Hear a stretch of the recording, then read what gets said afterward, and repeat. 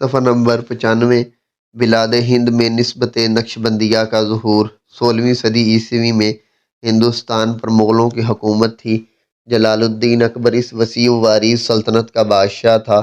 اس کے دربار میں ہندو راجاؤں کا غلبہ تھا، حتیٰ کہ اس کے محل کے سرائے کی بااثر رانیاں بھی ہندو گھرانے سے تھیں۔ نتیجہ یہ ہوا کہ شہنشاہ اکبر نے مشرکانہ رسوم و روایات اختیار کر لیں، اور بمصداق الناس علی دین ملوکہم رعایا بھی صحیح اسلامی اور مشرکانہ رسوم میں تمیز کرنے سے عاری ہو گئی۔ درباری علماء اہل ہوس تھے۔ اسلامی علوم سے بہرور بادشاہ کو ٹوکنے کی کسی کو جرت نہ تھی۔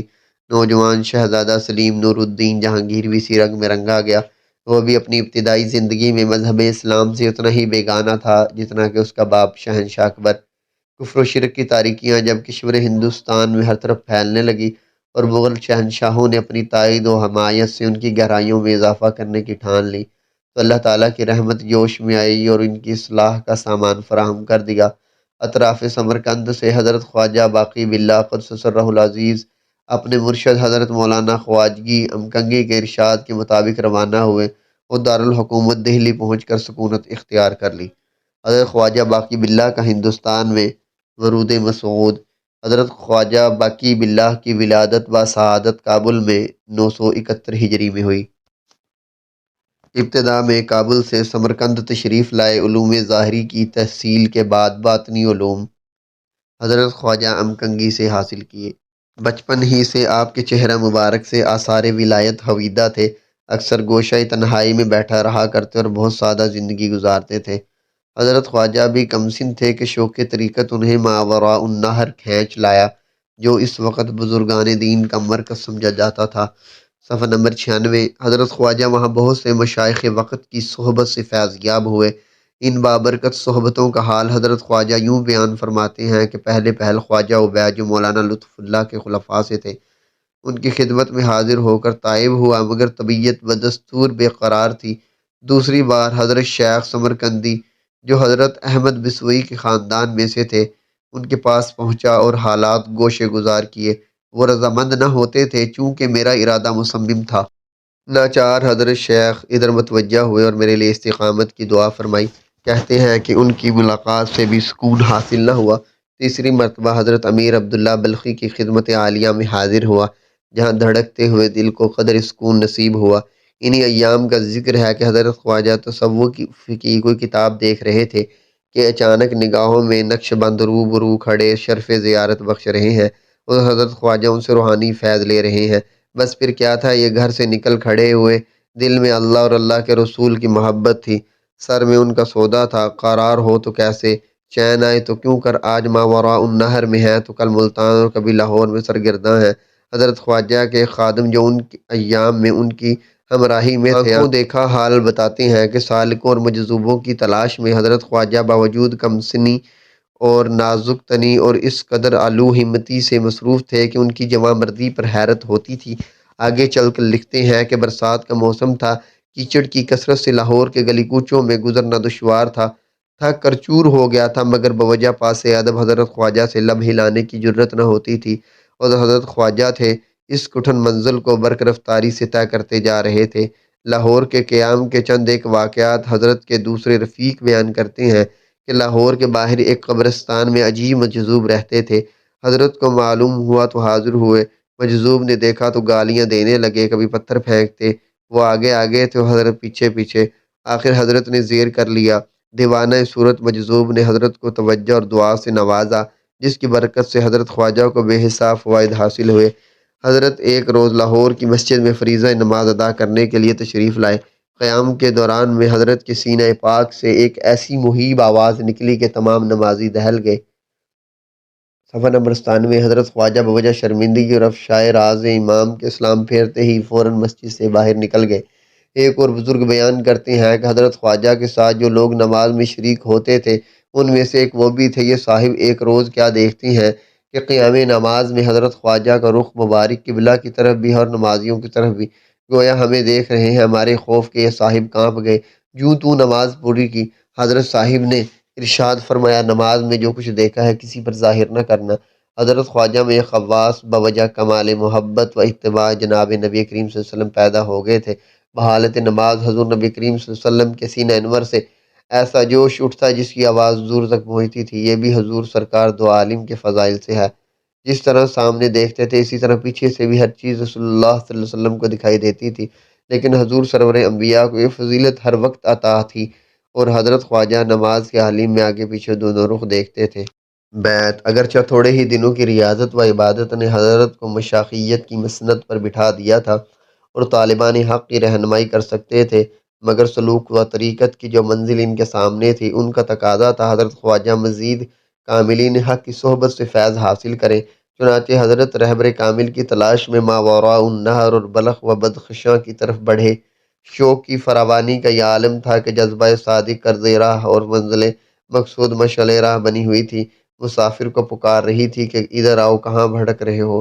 یہ عالم خواب سے چونک پڑے، دیکھا کہ ماوراء النہر کے مشہور صوفی درویش حضرت خواجہ امکنگی تشریف فرمائے اور کہہ رہے ہیں کہ اے فرزند، ہماری آنکھ تمہاری راہ پر لگی ہے۔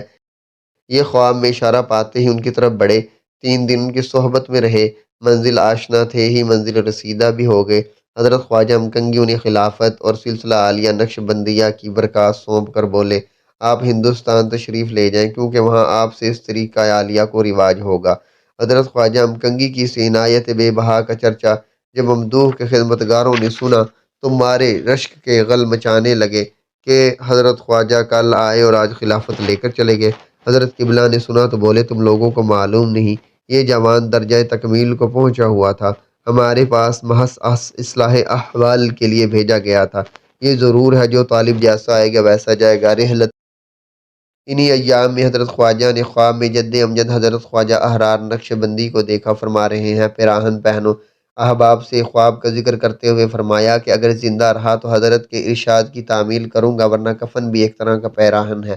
ریاضت و عبادت کی کثرت سے اکثر بیمار تو رہتے ہی تھے۔ احباب نے دیکھا کہ ان دنوں حضرت کی طبع مبارک میں نمایاں تغیر پایا جاتا ہے، گویا آخرت کے لیے کمر بستہ ہیں، اور آج کل میں تیاری ہے۔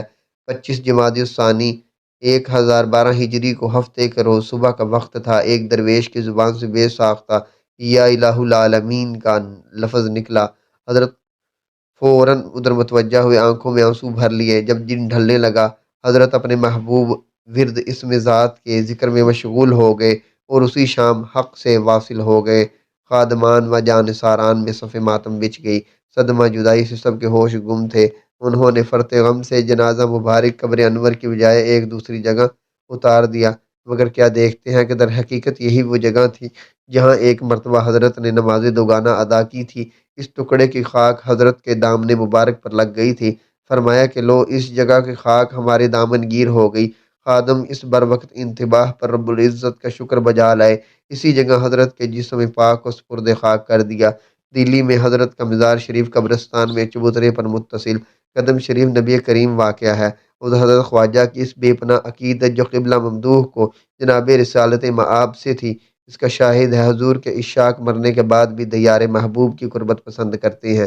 حضرت کے مزار شریف پر ان کی وصیت کے مطابق گنبد تعمیر نہیں کیا گیا، نہ کوئی پیڑ قبر شریف پر سایہ فگن ہے۔ اس کے باوجود گرمی اور دھوپ میں زائرین کو فرش کی تپش محسوس نہیں ہوتی۔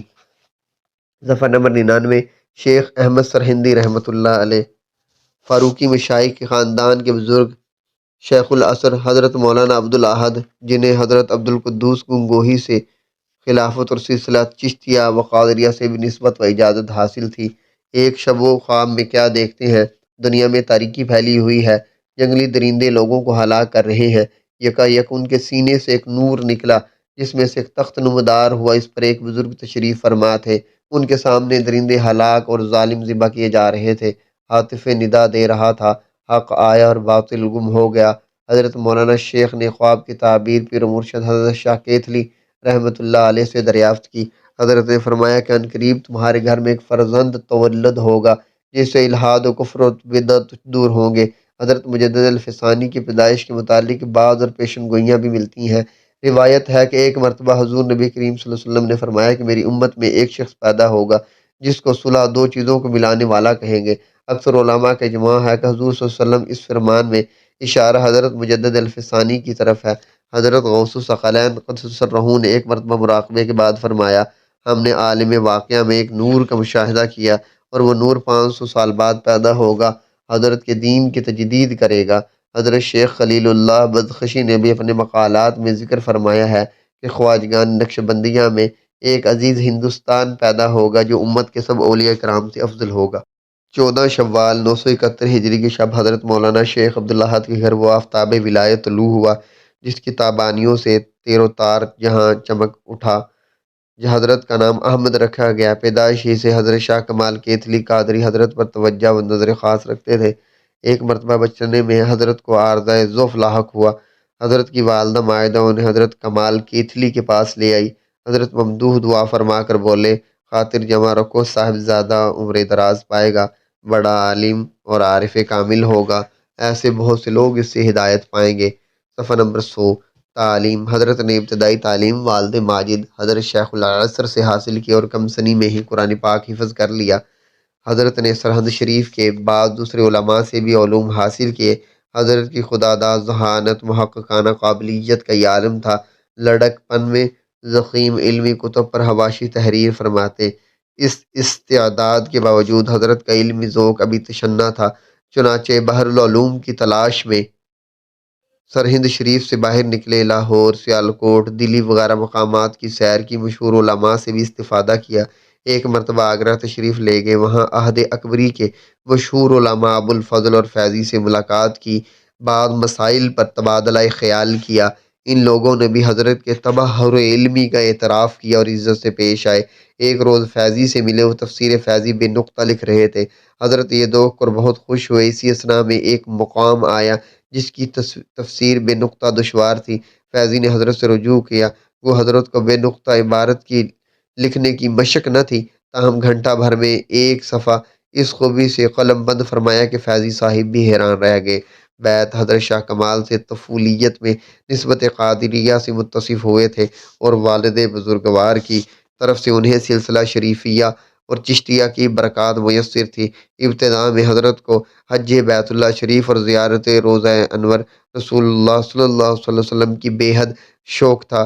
بسبب ضعیفی و بیماری والد بزرگوار حضرت زیادہ وقت شیخ العصر کی خدمت میں گزارتے تھے۔ عزم سفر، حج اور ملاقات۔ حضرت خواجہ بیرنگ خواجہ باقی باللہ 1007 ہجری میں حضرت شیخ عبدالواحد کا وصال ہو گیا تو حضرت بارادہ حج و زیارات سفر پر روانہ ہو گئے۔ کسی کو اس ارادہ کی اطلاع نہ دی۔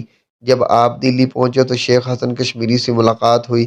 وہ حضرت خواجہ محمد باقی باللہ قدس سرہ کے مخلص قدیمی تھے۔ ان سے حضرت خواجہ کے مناقب و فضائل و کرامات کا ذکر سنا تو سلسلہ عالیہ نقشبندیہ کے اس عظیم المرتبہ بزرگ کی زیارت کے شوق نے غلبہ کیا۔ آپ کو اس نسبت عزیز الوجود کا عرصہ سے اشتیاق تھا، چنانچہ آپ رحمۃ اللہ علیہ حضرت خواجہ کی خدمت میں حاضر ہوئے تاکہ ان سے ذکر و مراقبہ حاصل کر کے اسے راہ حرمین کا توشہ بنائیں۔ حضرت خواجہ بزرگوار نے ملاقات ہوتے ہی فرمایا، آپ زیارت بیت اللہ کے لیے جا رہے ہیں، اگر یہاں چند روز قیام فرمائیں تو ممکن ہے جس چیز کی طلب میں آپ وہاں جا رہے ہیں وہ یہیں پا لیں۔ نیز یہ بھی فرمایا کہ صرف 3 دن یہاں مقیم رہو، اگر اس کے بعد بھی ارادہ سفر مصمم رہے تو روانہ ہو جانا۔ چنانچہ 3 دن کی مختصر مدت میں حضرت خواجہ کے اخلاق ظاہری اور تصرف باطنی سے آپ نے ارادہ سفر ملتوی کر دیا اور حضرت کی صحبت اختیار کر لی۔ برسوں کا معاملہ ساعتوں میں پورا ہو گیا۔ تھوڑی ہی مدت میں آپ مقصود سے واصل ہو گئے اور مراتب کمال و تکمیل اور قطبیت و فردیت پر فائز ہو گئے۔ آپ خود ارشاد فرماتے ہیں کہ اس فقیر کو یہ نسبت ابتدائی تعلیم ذکر سے 2 ماہ اور چند روز میں حاصل ہو گئی۔ اس نسبت کے بعد ایک اور فنا حاصل ہوئی جسے فنائے حقیقی کہتے ہیں۔ دل میں اس قدر وسعت پیدا ہوگی کہ تمام عالم عرش سے لے کر مرکز زمین تک اس وسعت کے مقابلے میں رائی کے دانہ کے برابر بھی نہیں ہو سکتا۔